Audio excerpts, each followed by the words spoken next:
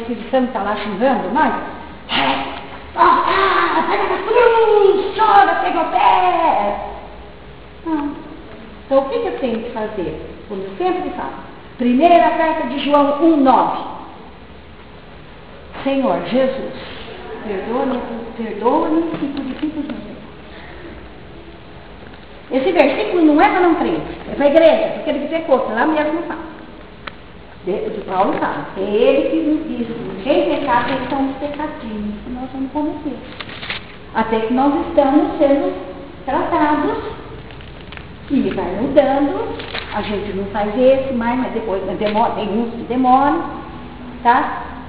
E vamos em frente, deixando as coisas que para trás fica para atingir o alvo. Prosseguir está proposto.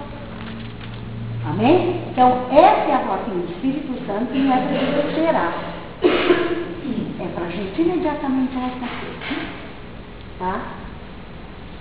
Mas quando nós não sabemos disso ou não deixamos a ficha cair aqui, para daqui subir para cá, a mente, que é mente renovada, quando eu não renovar, não souber se eu tenho que mudar ou não, que é pela palavra, eu não vou conseguir nem enxergar, eu fico ali eu paro na condenação. Então eu oro mais, porque o Espírito Santo, ele está, mas aí Satanás vem ali naquela brecha, o que você é? O que você está orando aí? O que você está pregando lá na frente? O que você está guerreando? Você fez isso, e a gente corte dentro. Se abaixa, e é verdade, a primeira reação nossa é realmente se deixar.